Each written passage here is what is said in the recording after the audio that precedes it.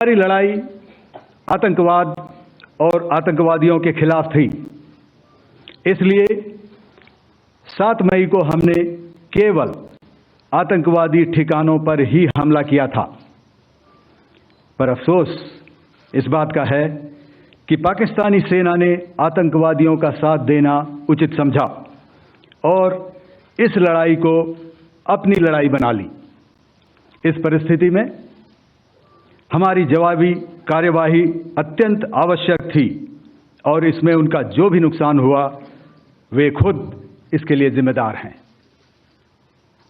हमारी तरफ से हमारी एयर डिफेंस सिस्टम्स देश के लिए दीवार की तरह खड़ी थी और इसको भेदना दुश्मन के लिए नामुमकिन था। धन्यवाद एयर मार्शल भारती।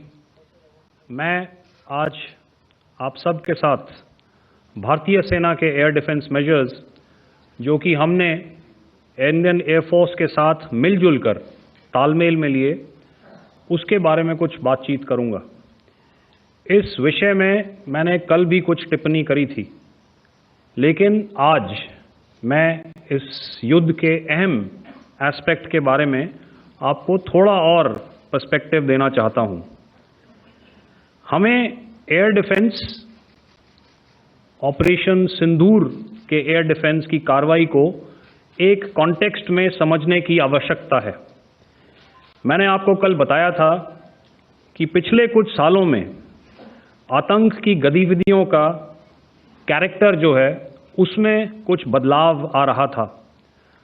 अब हमारी मिलिट्री के साथ साथ मासूम सिविलियंस जो कि अपना बचाव करने में विफल थे उन पर भी हमले हो रहे थे। 2024 में जम्मू सेक्टर में शिवखोरी मंदिर को जाते हुए यात्री और इस साल अप्रैल में पहलगाम में मासूम पर्यटक इस खतरनाक ट्रेंड के विशेष उदाहरण हैं। पहलगाम तक पाप का ये घड़ा भर चुका था। उसके बाद जो हुआ उसके बारे में हम कल विस्तार में बातचीत कर चुके हैं। क्योंकि आतंकियों पर हमारे सटीक हमले लाइन ऑफ कंट्रोल और इंटरनेशनल बाउंड्री को पार करे बिना किए गए थे, हमें पूरा अंदेशा था कि पाकिस्तान का वार भी बॉर्डर के उस पार से ही होगा। इसलिए हमने अपनी एयर डिफेंस की पूरी तैयारी पहले से ही कर ली थी। हमारी इन्वेंट्री में शामिल काउंटर मैन्ड एरियल सिस्टम्स,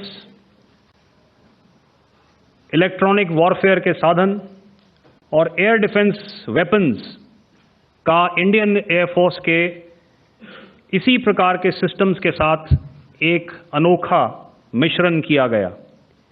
इसलिए आपने देखा कि जब जब पाकिस्तान एयरफोर्स ने हमारे एयरफील्ड्स और लॉजिस्टिक इंस्टॉलेशंस में 9 और 10 मई की रात को लगातार हमले किए, वो इस मजबूत एयर डिफेंस ग्रिड के सामने विफल हो गए।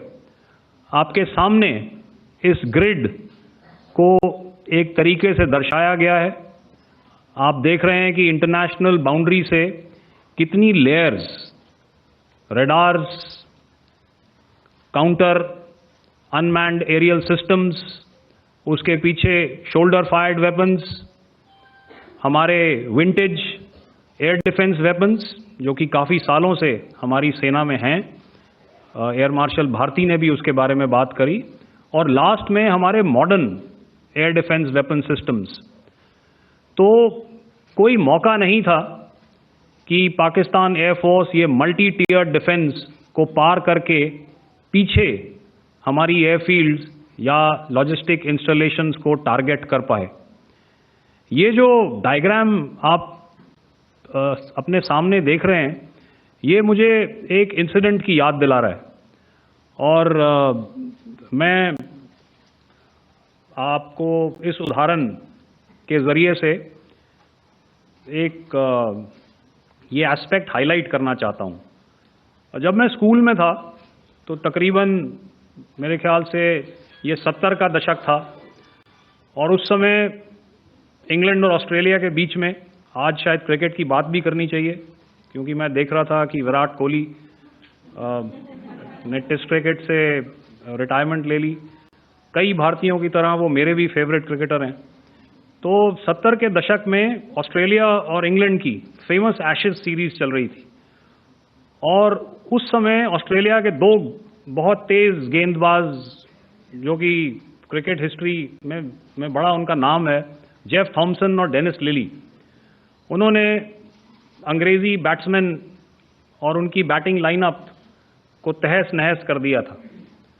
और ऑस्ट्रेलियंस ने उस समय एक कहावत निकाली थी, that from ashes to ashes and from dust to dust, if Thommo don't get here then Lillee surely must.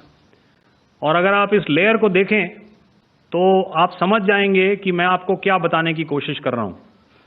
तो अगर आप सारे सिस्टम्स को पार कर भी गए तो आपको फिर भी एयरफील्ड या लॉजिस्टिक इंस्टॉलेशन या जो भी चीज़ को आप टारगेट कर रहे हैं उसमें पहुंचने से पहले कोई ना कोई इस लेयर्ड ग्रिड का सिस्टम ज़रूर गिरा देगा। जो दुर्दशा कल आपने पाकिस्तान एयरफील्ड्स की देखी, और शायद आज भी एयर मार्शल भारती की प्रेजेंटेशन में, हमारी एयरफील्ड्स हर प्रकार से ऑपरेशनल हैं। यही नहीं, पाकिस्तान के ड्रोन्स और वेपनाइज्ड यूएवीज से की गई हमलावर कोशिशें भी इस ग्रिड के कारण नाकाम हुई, और जो बचे कुचे ड्रोन्स थे उन्हें हमारे शोल्डर फायर्ड हथियारों से मार गिराया गया। मैं यहाँ पर अपनी बॉर्डर सिक्योरिटी फोर्स की भी सराहना करना चाहता हूँ। उनके डायरेक्टर जनरल साहब से लेकर बॉर्डर पर तैनात बीओपी पर पहरा देने वाले आखिरी जवान भी हमारे इस अभियान में बढ़ चढ़कर शामिल हुए और बहुत बहादुरी से उन्होंने हमारा साथ दिया। उनके काउंटर अनआर्म्ड सिस्टम्स भी हमारे इस मल्टी टियर्ड एयर डिफेंस ग्रिड का हिस्सा थे, जिसके कारण पाकिस्तान की नापाक हरकतों का विनाश किया गया। आपने सुना ही होगा, जब हौसले बुलंद हों तो मंजिलें भी कदम चूमती हैं। और अंत में यह मैं स्पष्ट शब्दों में कह देना चाहता हूं कि हमारी सभी मिलिट्री बेसिस और सारे इक्विपमेंट और सिस्टम्स ऑपरेशनल हैं और ज़रूरत पड़ने पर अपने अगले मिशन के लिए तैयार हैं।